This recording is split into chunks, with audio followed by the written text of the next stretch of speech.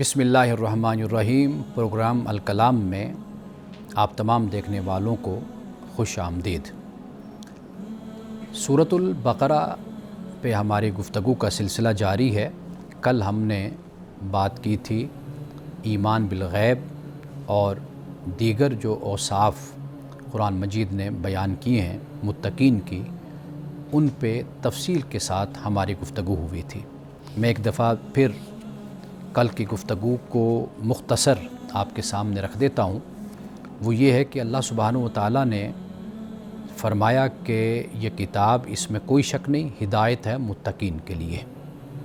اب متقین جو غیب پہ ایمان لاتے ہیں یا غیب میں ایمان لاتے ہیں، ایک صفت یہ بیان کر دی ایمان بالغیب، دوسری بیان کی اقامت الصلاۃ یعنی نماز کو قائم کرتے ہیں، تیسری صفت بیان کی کہ وہ انفاق فی سبیل اللہ کرتے ہیں، اور چوتھی یہ بیان کی کہ وہ ایمان لاتے ہیں جو آپ کی طرف نازل کیا گیا اور جو آپ سے پہلے نازل کیا گیا، اور پانچویں جو صفت قرآن پاک نے بیان کی وہ یہ کہ آخرت پہ وہ یقین رکھتے ہیں۔ یہ 5 صفات ہیں متقین کی، اور یہاں پہ یہ عرض کرتا چلوں کہ صفات تو اور بھی بہت ہیں۔ قرآن مجید نے ان کی نشانیاں، ان کی علامات اور ان کی صفات کو بیان کیا ہے، ان کی خوبیوں کو بیان کیا ہے، لیکن یہ وہ بنیادی باتیں ہیں، یہ بنیادی اوصاف ہیں جو قرآن مجید یہاں پہ بیان کر رہا ہے۔ آپ یوں کہہ سکتے ہیں کہ جو باقی صفات ہیں وہ انہی صفات سے ہی پھوٹتی ہیں۔ جب یہ صفات ایک مومن اپنے اندر پیدا کر لیتا ہے، وہ متقی بن جاتا ہے، تو پھر باقی اوصاف اور صفات خود بخود اس میں پیدا ہونا شروع ہو جاتی ہیں۔ اب جب یہ لوگ اللہ سبحانہ و تعالیٰ کی مرضی اور منشا کے مطابق زندگی گزارتے ہیں، آخر ان کے لیے اللہ پھر کسی اجر کا اور انعام کا اعلان بھی کرتا ہے۔ اب ان کے لیے کیا اللہ نے انعام کا اور اجر کا اللہ نے اعلان کیا، اور کیا اللہ پاک ہمیں پھر ان کے بارے میں بتاتا ہے؟ فرمایا اولئک علی ھدی من ربہم، یہی وہ لوگ ہیں جو ہدایت پر ہیں اپنے رب کی طرف سے، واولئک ھم المفلحون، اور یہی لوگ فلاح پانے والے ہیں، یہی کامیاب اور کامران ہیں۔ سورۃ البقرہ میں شروع میں اللہ سبحانہ و تعالیٰ نے ایمان والے اس گروہ کا اللہ نے ذکر کیا، مومنین کا، پھر اس کے بعد کفار کا ذکر ہوتا ہے یعنی کافروں کا، پھر اس کے بعد ایک تیسرا گروہ ہے اس کا بھی ذکر ہوتا ہے۔ تو اس طرح سورۃ البقرہ کے آغاز میں ہی اللہ سبحانہ و تعالیٰ نے 3 گروہوں کو بیان کر دیا، یعنی جو تیسرا گروہ ہے، بعض مفسرین بلکہ اکثر کے نزدیک تو یہ ہے کہ یہ منافقین کے بارے میں، اور کچھ مفسرین کا کہنا یہ ہے بعد کا کہ اس کا تعلق صرف یہود کے ساتھ ہے، تو یہ تیسرا گروہ بن جاتا ہے۔ تو ہم نے پہلے گروہ کا ذکر کیا جو قرآن مجید نے بیان کیا، یعنی مومنین کا جو گروہ ہے، مومنین کی جو جماعت ہے، ان کی جو صفات ہیں، ان کی جو خوبیاں ہیں، ان کی جو نشانیاں اور علامات ہیں، وہ ہم نے پڑھی، ان کا ترجمہ بھی پڑھا، ان کی تفسیر بھی ہم نے کی۔ اب یہاں پہ یاد رکھیے کہ جو فلاح ہے، کامیابی، جسے قرآن پاک یہ کہتا ہے اولئک ھم المفلحون، یہی لوگ ہیں فلاح پانے والے، کامیاب اور کامران یہی لوگ ہیں۔ قرآن پاک میں ایک لفظ فوز بھی استعمال ہوا ہے، جسے سورۃ آل عمران میں بیان کیا گیا، فرمایا کہ کل نفس ذائقۃ الموت، ہر نفس موت کا ذائقہ چکھنے والا ہے، وَإِنَّمَا تُوَفَّوْنَ أُجُورَكُمْ يَوْمَ الْقِيَامَةِ، تمہیں تمہارے جو اجر ہیں وہ پورے قیامت کے دن دیے جائیں گے۔ فَمَنْ زُحْزِحَ عَنِ النَّارِ، جو آگ سے دور کر دیا گیا، وَأُدْخِلَ الْجَنَّةَ، جنت میں داخل کر دیا گیا، فَقَدْ فَازَ، فرمایا وہ کامیاب ہو گیا۔ اب یہاں پر فازہ کا لفظ ہے، جیسے ہم فائز بھی لفظ بولتے ہیں، فوز و فلاح کا لفظ بھی بولتے ہیں، تو یہ اللہ سبحانہ و تعالیٰ کے نزدیک کامیاب کون شخص ہے؟ وہ ہے کہ جو جہنم سے دور کر دیا گیا اور جنت میں داخل کر دیا گیا۔ تو گویا کہ خدا کے نزدیک کامیابی اور کامرانی کا معیار ہماری کامیابی اور کامرانی کے معیار سے بالکل مختلف ہے۔ ہم صرف دنیا تک ہی کامیابی اور کامرانی سمجھتے ہیں، کہ دنیا میں عزت ہو جائے، شہرت مل جائے، پیسہ مل جائے، ایک مقام و مرتبہ حاصل ہو جائے تو ہم سمجھتے ہیں ہم بڑے کامیاب ہیں، لیکن یہ دنیا کی کامیابی ہے۔ اللہ سبحانہ وتعالیٰ یہ فرماتا ہے وَأُولَٰئِکَ هُمُ الْمُفْلِحُونَ کہ یہ وہ لوگ ہیں کہ جو فلاح پانے والے ہیں۔ یہ کامیابی آخرت میں تو ہے ہی ایمان والوں کے لیے، لیکن دنیا بھی ان کی ثمر جاتی ہے، کیونکہ جو ہدایت ہے یہ بالکل کلیئر کٹ ہے معاملہ۔ جو اچھے کام کرنے والا ہے اس کا نتیجہ ہر صورت میں نکلتا ہے، اور اگر نتیجہ نہیں نکل رہا تو پھر اس پر فرد کو بھی اور قوم کو بھی غور کرنا چاہیے کہ کہاں پر اس میں خامی اور کمی رہ گئی ہے، کوئی نقص ہے کہ جس کی وجہ سے نتائج سامنے نہیں آ رہے۔ اب اس کے بعد وہ گروہ کے جو کفار کا ہے، جنہوں نے حق کا انکار کیا ہے، جو منکرین حق ہیں، اب ان کا ذکر شروع ہوتا ہے۔ فرمایا ان الذین کفروا سواء علیہم، بے شک وہ لوگ جنہوں نے کفر کیا ان پر برابر ہے کہ انذرتہم ام لم تنذرہم لا یؤمنون، آپ ان کو ڈرائیں یا نہ ڈرائیں وہ ایمان نہیں لاتے یا وہ ایمان نہیں لائیں گے۔ اب یہ جو کافرو ہے تو اس سے مراد کیا ہے؟ اس سے مراد یہ ہے کہ جیسے ہم انگلش میں بین ٹو ڈینائی کہتے ہیں، یعنی وہ اس پر ڈٹے ہوئے ہیں کہ ہم نے ماننا ہی نہیں ہے، انکار پر ڈٹے ہوئے ہیں۔ تو یہ وہ لوگ ہیں، تو فرمایا کہ ان کو آپ ڈرائیں یا نہ ڈرائیں تو یہ ایمان نہیں لائیں گے، کیونکہ پیغمبر کو جب مبعوث کیا جاتا ہے تو اس کی ذمہ داریوں میں سے ایک ذمہ داری وارن کرنا بھی ہے، اور جو اچھے لوگ ہیں، اچھے کام کرنے والے ہیں، ان کے لیے بشارت بھی ہے۔ انا ارسلناک بشیرا و نذیرا، کہ ہم نے آپ کو بشیر اور نذیر بنا کر بھیجا۔ انبیاء علیہ السلام اللہ کے زمین پر جو مبعوث اللہ نے فرمائے، وہ یہ دو ان کی حیثیتیں کہہ لیجیے، یہ دو ان کی ذمہ داریاں کہہ لیجیے، یہ قرآن پاک بیان کرتا ہے کہ وہ اپنی قوم کو خبردار کرتے تھے، وارن کرتے تھے کہ عذاب آئے گا، جو تم برے کام کرتے ہو ان کے نتائج نکلیں گے، تمہیں بھگتنے پڑیں گے۔ اور جو ایمان والے تھے، اچھے کام کرنے والے تھے، ان کو بشارت بھی پھر دی گئی۔ تو لہٰذا اللہ کا جو پیغمبر ہے وہ بشیر بھی ہے اور نذیر بھی ہے۔ تو یہاں پر وارن کرنے کی بات کی جا رہی ہے، تو فرمایا کہ برابر ہے کہ آپ ان کو ڈرائیں یا نہ ڈرائیں تو یہ ایمان نہیں لائیں گے۔ کیوں؟ آگے فرمایا ختم اللہ علی قلوبہم وعلی سمعہم وعلی ابصارہم غشاوہ، اللہ نے ان کے دلوں پر اور ان کی سماعت پر اللہ نے مہر لگا دی، ختم یعنی مہر لگا دی، وعلی ابصارہم غشاوہ، اور ان کی آنکھوں پر پردہ ہے، گہرا پردہ، وَلَهُمْ عَذَابٌ عَظِيمٌ، اور ان کے لیے بڑا عذاب ہے۔ اب یہاں پہ ایک سوال ہمیشہ کیا جاتا ہے اور نوجوانوں کی طرف سے بھی ہوتا ہے، جب آپ دیکھ رہے ہیں تو ممکن ہے آپ کے ذہن میں بھی یہ سوال پیدا ہو کہ بھئی جب اللہ سبحانہ وتعالیٰ نے مہر لگا دی ہے تو سماعت پر بھی، آنکھوں پر بھی مہر لگا دی اللہ نے، دلوں پر بھی مہر لگائی ہے، اور آنکھوں کے سامنے ایک گہرا پردہ ہے، تو پھر ایمان کیسے نصیب ہوگا؟ اب اس مسئلے کو، اس بات کو ہم ذرا قرآن مجید میں دیکھتے ہیں، قرآن کس انداز سے اس کو بیان کرتا ہے۔ یعنی مثال کے طور پر دیکھیے، فرمایا وَمِنْهُمْ مَنْ يَسْتَمِعُ إِلَيْكَ، ان میں سے کچھ ایسے ہیں کہ جو آپ کو سنتے ہیں، نظر آتا ہے کہ بڑی توجہ کے ساتھ آپ کی بات کو سماعت کر رہے ہیں، لیکن کیا ہے؟ فرمایا وَجَعَلْنَا عَلَىٰ قُلُوبِهِمْ أَكِنَّةً، ان کے دلوں پر اللہ سبحانہ وتعالیٰ نے پردہ ڈال دیا ہے، اور أَن يَفْقَهُوهُ، اور یہ پردہ اس طرح ہے کہ یہ سمجھتے نہیں ہیں، وفی آذانہم وقرا، اور ان کے کانوں میں بوجھ ہے، یعنی بہرا پن ہے، تو یہ سمجھتے نہیں ہیں، یہ سنتے نہیں ہیں۔ وَيَرَوْا كُلَّ آیَةٍ لَا يُؤْمِنُوا بِهَا، اور اگر یہ ہر نشانی ان پر واضح بھی ہو جائے نا، دیکھ بھی لیں، تو فرمایا لا یؤمنوا بها، تو یہ ایمان نہیں لائیں گے۔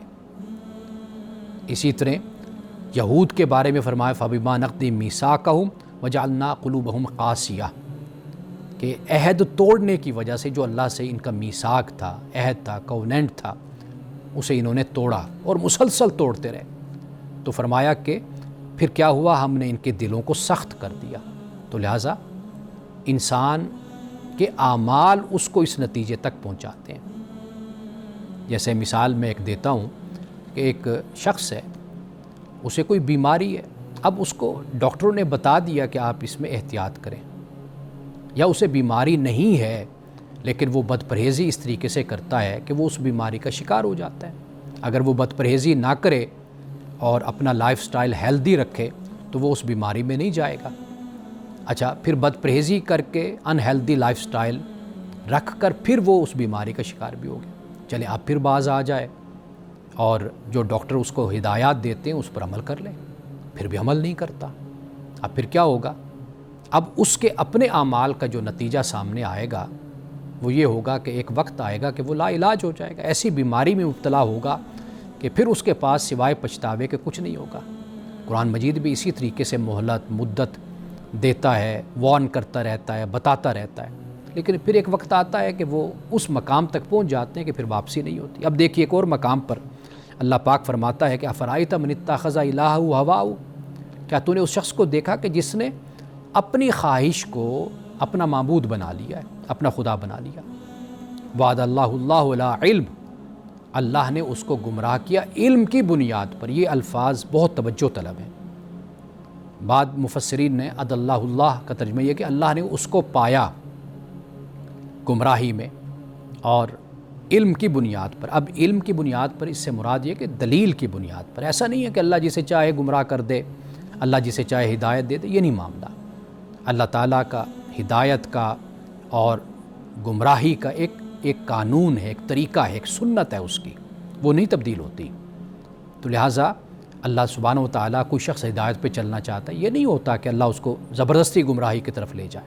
ایک شخص گمراہ ہونا چاہتا ہے، گمراہی کی طرف جاتا ہے، اللہ اس کو زبردستی ہدایت پہ لے، نہیں، ایسا نہیں ہے۔ یہ انسان کی طلب ہے، اس کی خواہش، پیاس، جستجو۔ تو وہ اللہ پاک یہاں پہ فرماتا ہے علم کی بنیاد پر، یہ اٹکل پچو نہیں ہے، یہ کیا ہے؟ علم کی بنیاد پر ہے۔ اور پھر فرمایا کہ وَخَتَمَ عَلَىٰ سَمْعِهِ وَقَلْبِهِ، اور پھر اللہ ان کی سماعت پر، ان کے قلب پر اللہ مہر لگاتا ہے، وَجَعَلَ عَلَىٰ بَصَرِهِ غِشَاوَةً، اور پھر پردہ آنکھوں پر۔ ایک مقام پہ فرمایا ذَلِكَ بِأَنَّهُمْ آمَنُوا ثُمَّ كَفَرُوا، ایمان لاتے ہیں ادھر پھر کفر اختیار کر لیتے ہیں۔ فرمایا فَطُبِعَ عَلَىٰ قُلُوبِهِمْ، تو ان کے دلوں پر پھر مہر لگ جاتی ہے۔ فَهُمْ لَا يَفْقَهُونَ، یہ لوگ سمجھتے نہیں ہیں پھر۔ تو لہٰذا قرآن مجید کے ایک مقام کو اگر سمجھنا ہو تو پھر قرآن مجید کے دیگر مقامات کو بھی سامنے رکھ لینا چاہیے، پھر بات بالکل واضح ہو جاتی ہے۔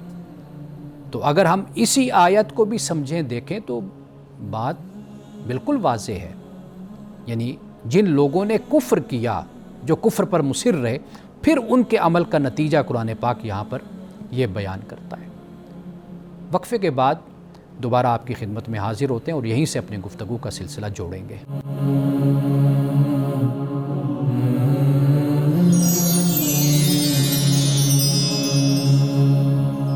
وقفے کے بعد ایک مرتبہ پھر آپ کی خدمت میں حاضر ہیں۔ بات اس نقطے پہ ہم کر رہے ہیں کہ اللہ سبحانہ و تعالیٰ جب یہ فرماتا ہے کہ اللہ نے مہر لگا دی دلوں پہ اور سماعتوں پر اور آنکھوں کے سامنے پردہ ہے، گہرا پردہ ہے، تو یہ در حقیقت کیا ہے؟ یہ اعمال کا نتیجہ ہے جو اللہ سبحانہ و تعالیٰ دیتا ہے۔ اعمال برے ہوں گے تو نتیجہ اس کا برا نکلے گا، اعمال اچھے ہوں گے تو ان کا نتیجہ اچھا نکلے گا۔ تو جب ہم ختم اللہ یا طبع اللہ یا طبع کے الفاظ قرآن مجید میں آتے ہیں تو اس سے مراد یہی ہوتا ہے کہ حق کی قبولیت کی جو صلاحیت ہے اس سے یہ لوگ محروم کر دیے جاتے ہیں۔ قرآن مجید نے مختلف مقامات پر بغی کا لفظ بھی استعمال کیا ہے، عدوہ کا لفظ بھی استعمال کیا ہے، یعنی بغی سے مراد ایک نفرت، ایک تعصب اور ایک دشمنی۔ یہ جب کوئی شخص پال لیتا ہے نا اپنے اندر تو پھر اس کے لیے پھر ہدایت اور حق کا دروازہ بھی بند ہوتا ہے، اس لیے کہ وہ اپنی آگ میں خود ہی جل رہا ہے اور وہ اپنے آپ کو یہی سمجھتا ہے کہ میں ہدایت کی طرف میں جاتا ہوں یا جو میں کر رہا ہوں یہ درست ہے، تو ایسا معاملہ نہیں ہے۔ امام راغب اصفہانی نے اس کو جس طریقے سے بیان کیا میں چاہتا ہوں وہ بھی میں آپ کے سامنے رکھ دوں تاکہ بات مزید واضح ہو جائے۔ تو وہ کہتے ہیں کہ یہ عادت الہی ہے، سنت الہی ہے کہ جب کوئی شخص باطل اعتقاد اور گناہ کے ارتکاب میں حد سے بڑھ جائے اور اس حد تک بڑھ جائے کہ وہ کسی طرح بھی حق کی طرف متوجہ نہیں ہوتا، تو پھر اس میں ایسی کیفیت پیدا ہو جاتی ہے کہ پھر اس کو گناہ اچھا لگنے لگ جاتا ہے، گناہ کو وہ اچھا سمجھنے لگ جاتا ہے۔ تو جب یہ مقام اور یہ حالت انسان کی ہوتی ہے تو پھر گویا کہ اس کے دل پر مہر لگا دی جاتی یا مہر لگ گئی اس کے دل پر۔ رسول اللہ صلی اللہ علیہ وسلم نے ایک مقام پہ یہ فرمایا کہ جب ایک انسان ایک گناہ کرتا ہے تو اس کے دل پہ ایک کالا نشان، سیاہ نشان اس کے دل پر لگ جاتا ہے، اور پھر اس کے بعد ایک اور گناہ کرتا ہے، پھر دوسرا نشان لگ جاتا ہے، پھر تیسرا کرے گا، تیسرا نشان۔ آپ نے فرمایا کہ پھر کیا ہوتا ہے، ایک ایک نشان سے پھر اس کا سارا دل اس کا سیاہ ہو جاتا ہے۔ اب جب دل اس کا سیاہ ہو جاتا ہے تو پھر نتیجہ یہ نکلتا ہے کہ اب اس کے اندر سے احساس گناہ ہی ختم ہو جاتا ہے۔ یہ وہ نتیجہ ہے جس کو قرآن پاک بیان کر رہا ہے۔ اللہ سبحانہ و تعالیٰ نے انسان کو اختیار دیا ہے، انسان کو ارادہ دیا ہے، اللہ نے انسان کو جو فطرت دی ہے اس میں خیر و شر کا شعور ہے، اچھائی اور برائی کا شعور ہے، معمولی بات نہیں ہے۔ خیر و شر کا بھی شعور ہے، اور پھر انسان کو ارادہ اور اختیار کی دولت بھی ملی ہے۔ اب اس کے باوجود بھی انسان یہ خیال کرے کہ میرے دل پہ مہر اللہ نے لگا دی تو میرا اس میں کیا قصور ہے۔ میں ہمیشہ ناظرین کرام ایک بات کہا کرتا ہوں کہ ہم جب مذہب کی بات کرتے ہیں نا، ہم مذہب کو بڑے انہونے طریقے سے اور بڑے پراسرار انداز میں مذہب کو سمجھتے ہیں اور مذہب کو پڑھتے ہیں، یعنی اس کی پراسراریت قائم رکھتے ہیں اور قائم رکھنا چاہتے ہیں، پھر اس میں ہم بالکل ہی الجھے رہتے ہیں۔ میں ہمیشہ یہ بات کہتا ہوں کہ مذہب کو آپ اپنی زندگی کے تجربے کی روشنی میں بھی دیکھیے۔ یعنی ہم اپنی زندگی میں دیکھتے ہیں کہ جو لوگ جرائم کی طرف راغب ہو جاتے ہیں، جرم کرتے ہیں، آخر آہستہ آہستہ چلتے ہوئے وہ اس حالت کو پہنچ جاتے ہیں کہ پھر واپس پلٹنا ان کے لیے مشکل ہو جاتا ہے۔ جیسے قرآن دلہ دلالم بعیدہ کہتا ہے کہ ایسے گمراہ ہونا کہ دور کی گمراہی، کہ پھر واپس پلٹنا ان کے لیے بہت مشکل ہو جاتا ہے۔ یہ ہم اپنی عام زندگی میں بھی یہ دیکھتے ہیں۔ یہ تو ایمان کی بات ہے نا، اسلام کی بات ہے، اور پیغمبر صلی اللہ علیہ وسلم موجود ہیں۔ آپ دیکھیے خود ہمارے اندر کئی مرتبہ کیسی انانیت اور کیسی جہالت آ جاتی ہے کہ ہم اپنی غلط بات کو بھی غلط کہنے کے لیے تیار نہیں ہوتے اور اسی پر سٹینڈ لے لیتے ہیں، کھڑے ہو جاتے ہیں۔ اگر یہی رویہ ہمارا بڑھتا چلا جائے اور ہماری عادت یہ بن جائے تو آپ خود سوچئے کہ ہم کہاں پر جا کر کھڑے ہو جاتے ہیں۔ اسی طرح گناہوں کا معاملہ بھی یہی ہوتا ہے اور اچھائی کا معاملہ بھی یہی ہوتا ہے۔ جب انسان اچھا کام کرتا ہے تو خدا کے فرشتے اس کے ساتھ شامل ہو جاتے ہیں، معاون ہو جاتے ہیں، اس کے لیے راستے آسان کر دیتے ہیں، اس کے آس پاس اچھے لوگ اکٹھے ہو جاتے ہیں، اس کی دوستی اچھے لوگوں سے ہو جاتی ہے، اس کی صحبت اچھے لوگوں سے ہو جاتی ہے۔ جب وہ برا کام کرتا ہے اور کرتا چلا جاتا ہے پھر شیطان اس کے ساتھ مل جاتا ہے، شیطان کے چیلے اس کے ساتھ اکٹھے ہو جاتے ہیں اور پھر اللہ کی رحمت اس سے روٹھ جاتی ہے، پھر لعنتیں اس کے ساتھ ہوتی ہیں، پھر معاشرے کے جو برے افراد ہوتے ہیں، کرمنل ہوتے ہیں، وہ اس کے ساتھ شامل ہو جاتے ہیں۔ تو پھر ہوتا کیا ہے، پھر وہ اس میں گناہ میں آگے بڑھتا چلا جاتا ہے، پھر نیکی کی آواز پر وہ کان نہیں دھرتا، اس کی فطرت ڈھلتی چلی جاتی، اس کی عادت ڈھلتی چلی جاتی اس میں۔ تو قرآن مجید بھی اسی بات کو ہی بیان کر رہا ہے۔ آپ بڑے بڑے مجرموں کو آپ دیکھتے ہیں کہ جب ان کو پکڑا جاتا ہے تو صورتحال کیا ہوتی ہے، ان کا آغاز کہاں سے ہوتا ہے۔ تو قرآن مجید فوکس اسی بات پہ کرتا ہے کہ آپ اپنا تزکیہ نفس کریں، تطہیر نفس کریں، اپنے اخلاق کو بہتر کریں، اپنے من کی طرف، اپنے نفس کی طرف توجہ کریں، اپنے باطن کو سنواریں۔ سارا نظام اخلاق قرآن نے جو دیا ہے وہ بیس ہی اسی پر کرتا ہے، مبنی اسی پر ہے کہ آپ اپنے آپ کو ایک اچھا انسان بنائیں۔ تو لہٰذا قرآن مجید نے اس بات کو واضح کر دیا کہ وہ انسان کے جس کو خدا نے عقل کی دولت دی ہے، ارادہ دیا ہے، اختیار دیا ہے، اس کو اس کی مرضی دی ہے، اس بنیاد پر اس کی آزمائش ہے، اس سے کل پوچھا جائے گا، تو اب وہ خدا کی طرف نعوذ باللہ یہ منسوب کر دے کہ اللہ نے مہر لگا دی تو لہٰذا میں تو پھر بے بس ہو گیا۔ نہیں، ایسا نہیں ہے۔ انسان کو مکمل طور پر اللہ سبحانہ و تعالیٰ نے اختیار دیا ہے۔ جس طرح ہم اپنی زندگی میں سارے معاملات کو اپنے اختیار اور ارادے سے کرتے ہیں، تو یہی معاملہ ہمارا اچھائی اور برائی کا بھی ہوتا ہے۔ برائی کی طرف بھی ہمارا یہی رجحان اور یہی طریقہ ہے۔ تو یہاں پہ قرآن مجید نے یہ بیان کر دیا کہ اللہ نے ان کے دلوں پر مہر لگائی، ان کی سماعت پر مہر لگائی، ان کی آنکھوں پر پردہ ہے، گہرا پردہ ہے، وَلَهُمْ عَذَابٌ عَظِيمٌ، اور ان کے لیے بڑا عذاب ہے۔ یہاں پہ دوسرے گروہ کا بھی ذکر ہو جاتا ہے۔ اب اس کے بعد تیسرے گروہ کا آغاز ہوتا ہے۔ آج میں صرف اس کا ترجمہ میں بیان کرتا ہوں، پھر تشریح انشاءاللہ تفسیر اس کی ہم کل بیان کریں گے۔ فرمایا وَمِنَ النَّاسِ، بعض لوگ من یقول جو کہتے ہیں آمنا ہم ایمان لائے، باللہ اللہ پہ، وبالیوم الآخر یوم آخرت پہ، وما ہم بمؤمنین حالانکہ وہ ایمان نہیں لائے، وہ ایمان والے نہیں ہیں، وہ مومنین نہیں ہیں۔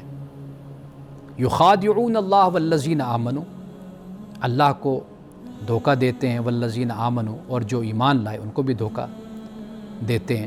لیکن کیا ہوا؟ فرمایا وما یخدعون الا انفسهم وما یشعرون، کہ یہ تو صرف اپنے آپ کو دھوکہ دیتے ہیں اور انہیں اس بات کا شعور نہیں۔ نعوذ باللہ کہ اللہ کو دھوکہ دینا، ایمان والوں کو دھوکہ دینا، لیکن اللہ پاک ہی فرماتا ہے کہ یہ لوگ صرف اپنے آپ کو دھوکہ دیتے ہیں، یہ کسی کو دھوکہ نہیں دے سکتے۔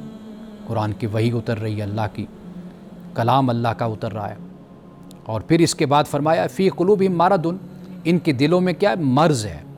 اب یہ مرض کیا لفظ ہے، اس پہ ہم کل روشنی ڈالیں گے۔ فزادہم اللہ مرضا، اللہ ان کی مرض میں اضافہ کرتا ہے۔ وَلَهُمْ عَذَابٌ عَلِيمٌ بِمَا كَانُوا يَكْذِبُونَ، اور ان کے لیے دردناک عذاب ہے اس وجہ سے کہ یہ جھوٹ بولتے، یہ جھوٹ بولا کرتے تھے۔ وَإِذَا قِيلَ لَهُمْ لَا تُفْسِدُوا فِي الْأَرْضِ، جب انہیں کہا جائے کہ زمین میں فساد نہ کرو، قَالُوا إِنَّمَا نَحْنُ مُصْلِحُونَ، تو کہتے ہیں اس میں کوئی شک نہیں ہے، یعنی بے شک ہمیں اصلاح کرنے والے، ہم کب فساد کرنے والے؟ أَلَا إِنَّهُمْ هُمُ الْمُفْسِدُونَ وَلَٰكِن لَا يَشْعُرُونَ، فرمایا خبردار، بے شک یہی فساد کرنے والے ہیں لیکن یہ شعور نہیں رکھتے۔ تو ناظرین کرام، انشاءاللہ ان آیات کی تفسیر ہم کل بیان کریں گے۔ ایک وقفے کے بعد آپ کے سوالات کے جوابات میں انشاءاللہ دوں۔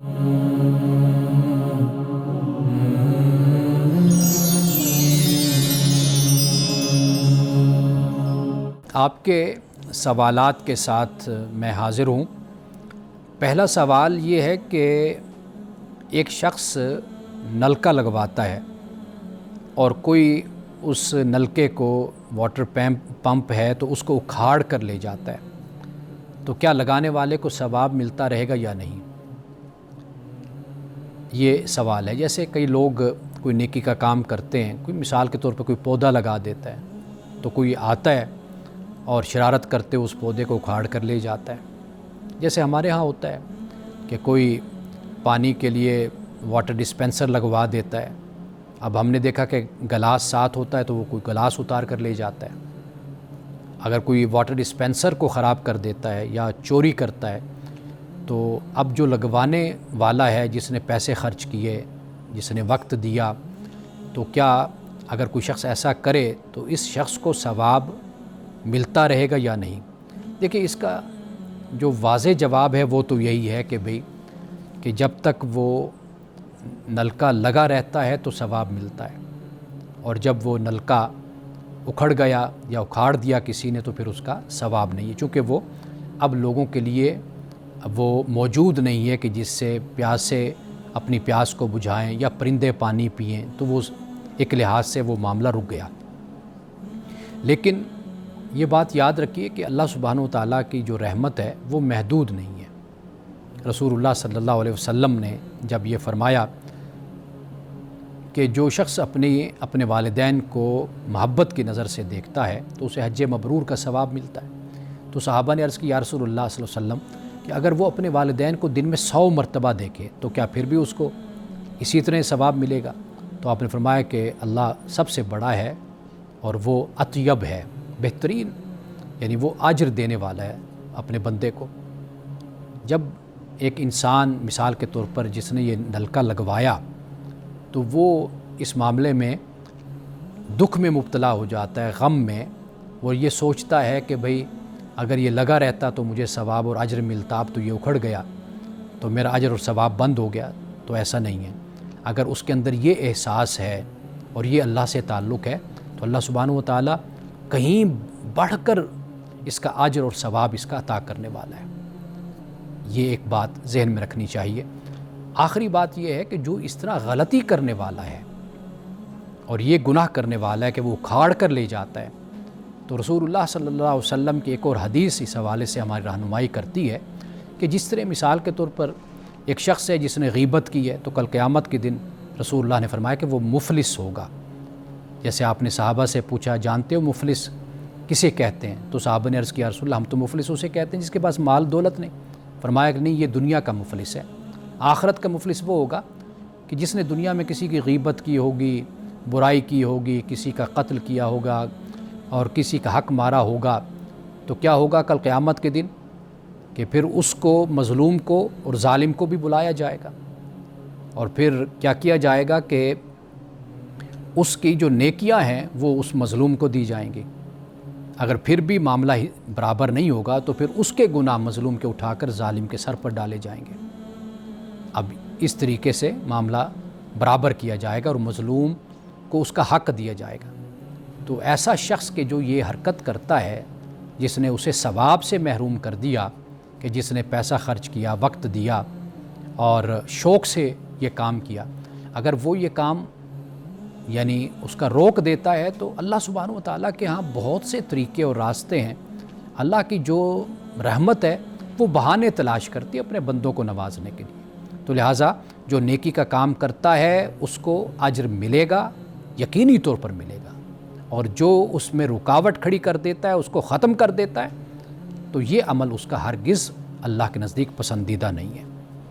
ایک دوسرا سوال ہے کہ ایک خاتون نے پوچھا ہے کہ میں مختصر بتا دیتا ہوں، سوال ذرا لمبا ہے، کہ ایک خاتون ہے جو 60 سال سے عمر زیادہ ہے اور وہ غیر شادی شدہ ہے، والدین دنیا سے چلے گئے ہیں، والدین کے مکان میں وہ رہتی ہے، اور وہ اپنے بھائیوں سے تقاضا کرتی ہے کہ مجھے وراثت دی جائے، لیکن بھائی وراثت نہیں دیتے اور کہتے ہیں کہ بس جب تک تم زندہ ہو بس اس گھر میں تم رہتی رہو۔ اور وہ خاتون کہتی ہے کہ کسی کو میرے ساتھ رہنے بھی نہیں دیتے، کہتے ہیں اکیلی رہو، کھانا شانا ہم دے دیتے ہیں تو لہٰذا تم یہاں پہ رہو، لیکن وہ کہتی ہیں میں اپنی وراثت مانگتی ہوں تو مجھے وراثت وہ نہیں دیتے۔ تو اس حوالے سے گزارش یہ ہے کہ والدین جب دنیا سے چلے گئے تو والدین کی جو جائیداد ہے وہ وراثت ہے، اور اس کی جو تقسیم ہے وہ وفات کے بعد ہونی چاہیے، یہ فرض ہے۔ اور کوئی وارث اگر یہ سلوک کرتا ہے کہ اپنی بہن یا اپنے بھائی کو وراثت نہیں دیتا، اس میں رکاوٹ کھڑی کرتا ہے، تو وہ گناہ گار ہے۔ بلکہ ایک حدیث میں رسول اللہ صلی اللہ علیہ وسلم نے اس کو وعید سنائی ہے کہ جو وراثت کو کاٹتا ہے، ناحق زیادتی ظلم کرتا ہے، تو اس کو جہنم کی وعید سنائی ہے۔ تو یہ تو سیدھا اور سادہ جواب ہو گیا کہ جیسے ہی دنیا سے کوئی جاتا ہے جو اس کے پیچھے جائیداد ہے، جو قرآن پاک نے وارث بیان کر دیے، ان کو ان کا حق ملنا چاہیے۔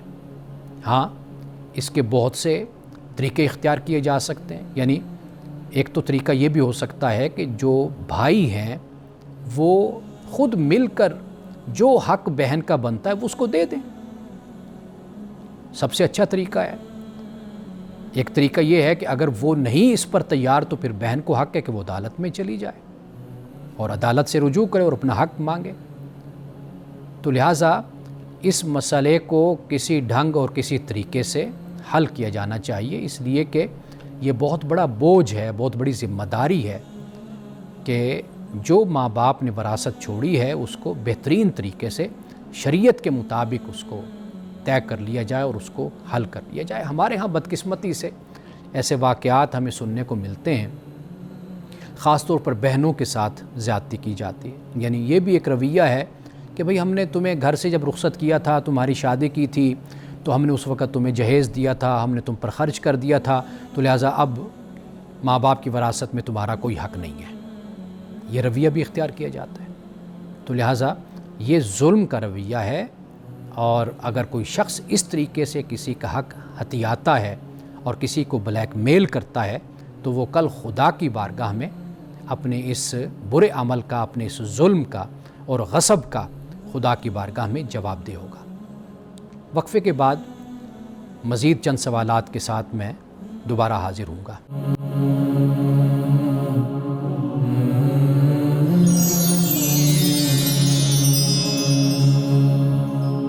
وقفے کے بعد دوبارہ آپ کی خدمت میں حاضر ہوں، اور سوال اے آئی کے حوالے سے ہے، اور یہ سوال اکثر علماء سے پوچھا بھی جاتا ہے۔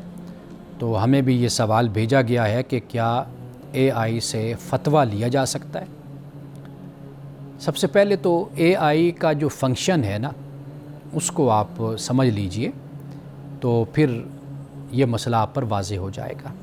ایک تو یہ ہے کہ اے آئی آپ کو معلومات جمع کر کے یہ دے سکتی ہے، یعنی آپ آرٹیفیشل انٹیلیجنس سے معلومات آپ جمع کر سکتے ہیں۔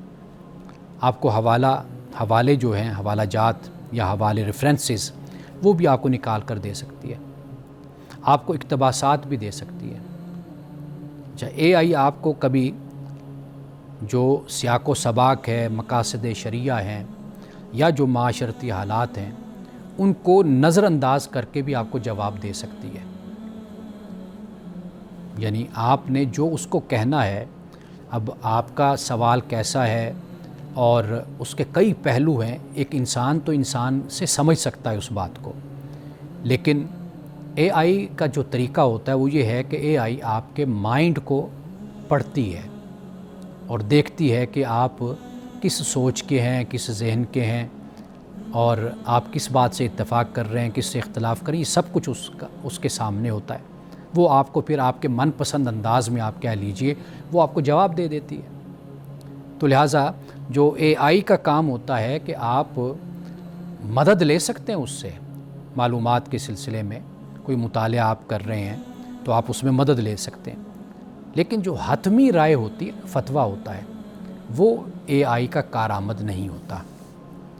اس لیے کہ جب ہم فتوے کی بات کرتے ہیں تو فتاوی عالمگیری میں یہ بات لکھی ہوئی ہے کہ فتویٰ صرف وہ دے سکتا ہے جو فقہ میں مہارت رکھتا ہو اور اس کے قواعد اور فروع کو جانتا ہو، یعنی اصول بھی جانتا ہو، اس کے فروع بھی جانتا ہو، پھر وہ فتویٰ دے سکتا ہے۔ بر صغیر میں چونکہ ہمارے ہاں یہ رواج ہے کہ ہم علماء سے پوچھتے ہیں، ہمارے ہاں باقاعدہ دارالفتویٰ جس کو کہا جاتا ہے وہ موجود ہوتا ہے، دارالافتاء، جہاں سے لوگ جا کر فتویٰ لیتے ہیں۔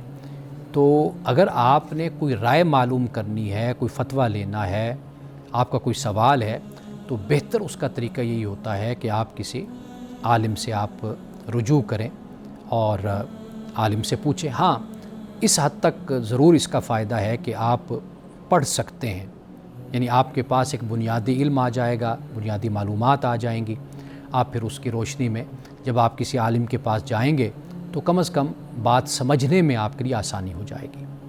میں ایک اور طریقہ بھی تجویز کیا کرتا ہوں کہ آپ جس طرح کوئی آپ کو بیماری ہوتی ہے، کوئی تکلیف ہوتی ہے، تو آپ 2-3 ڈاکٹر سے آپ رجوع کرتے ہیں، اسپیشلسٹ سے رجوع کرتے ہیں، تو پھر آپ کوئی رائے قائم کرنے میں آپ کے لیے آسانی ہو جاتی ہے، آپ اس قابل ہو جاتے ہیں کوئی رائے قائم کر لیں۔ تو اسی طریقے سے کوئی مسئلہ ہے، اے آئی سے ضرور پوچھیے، پڑھ لیجئے، مطالعہ کر لیجئے، آپ کی معلومات میں اضافہ ہو جائے گا۔ پھر علماء سے بھی آپ رابطہ کر لیجئے، جو اس سے متعلق مہارت رکھنے والے ہیں، ان سے آپ پوچھ لیجئے تو وہ آپ کو جواب دے دیں گے۔ تو لہٰذا مکمل طور پر انحصار کرنا اے آئی پر، یہ ممکن ہے کہ آپ کے لیے علمی حوالے سے اور شرعی حوالے سے کوئی مشکل پیدا کرنے کا باعث نہ بنے۔ اب اس کے بعد ایک سوال جو اس وقت میرے سامنے ہے وہ یہ ہے کہ ہمارے ہاں جو فرقہ واریت ہے، یہ نوجوان بھی اس پر سوال کرتے ہیں اور پوچھتے ہیں کہ ہمارے ہاں فرقہ واریت ہے اور ہر کوئی اسلام کی بات کرتا ہے، اور نوجوان ہیں، عوام ہیں، لوگ ہیں، وہ منتشر ہیں، انتشار کا شکار ہیں، تو وہ کیا کریں؟ دیکھیے، اصل مسئلہ کہاں سے پیدا ہوتا ہے؟ وہ یہ ہے کہ جب آپ شخصیات کو، فرقوں کو، مسالک کو جب آپ معیار حق بناتے ہیں، یہاں سے مسئلہ شروع ہوتا ہے۔ اگر آپ قرآن اور سنت کو معیار حق بنائیں اور جو اللہ اور اس کے رسول صلی اللہ علیہ وسلم سے آپ کو ملتا ہے دین، آپ اس کو لے لیجئے، بس اس پر تسلی رکھیے اور اس پر قناعت کیجئے، تو سارے مسئلے حل ہیں۔ لیکن جب آپ شخصیات کی طرف چلے جاتے ہیں، ان کو معیار حق بناتے ہیں یا اپنے مسلک اور اپنے فرقے کو بناتے ہیں، تو یہاں سے پھر انتشار پیدا ہوتا ہے۔ تو آخر میں حسب معمول ایک حدیث، رسول اللہ صلی اللہ علیہ وسلم نے اپنے صحابہ سے یہ پوچھا کہ آپ کا کیا خیال ہے اگر کسی کے گھر کے آگے نہر ہو اور وہ اس نہر میں 5 مرتبہ ایک دن میں نہائے، تو کیا اس کے جسم پر میل کچیل رہے گی؟ تو صحابہ نے عرض کیا رسول اللہ صلی اللہ علیہ وسلم، نہیں رہے گی، واضح بات ہے دن میں 5 مرتبہ وہ غسل کرتا ہے۔ تو رسول اللہ صلی اللہ علیہ وسلم نے فرمایا کہ اسی طرح مومن کہ جب 5 وقت نماز پڑھتا ہے تو اللہ سبحانہ و تعالیٰ اسے اسی طریقے سے گناہوں سے پاک کر دیتا ہے کہ جس طرح نہر میں 5 مرتبہ ایک دن میں نہانے والا میل کچیل سے پاک اور صاف ہو جاتا ہے، اسی طرح مومن گناہوں کی میل کچیل، نجاست اور گندگی سے پاک اور صاف کر دیا جاتا ہے۔ ناظرین کرام، کل انشاءاللہ تعالی ہم اس تیسرے گروہ پر تفصیل کے ساتھ گفتگو کریں گے۔ آج انہی الفاظ کے ساتھ اجازت دیجیے۔ آپ تمام حضرات کے دیکھنے کا بہت شکریہ۔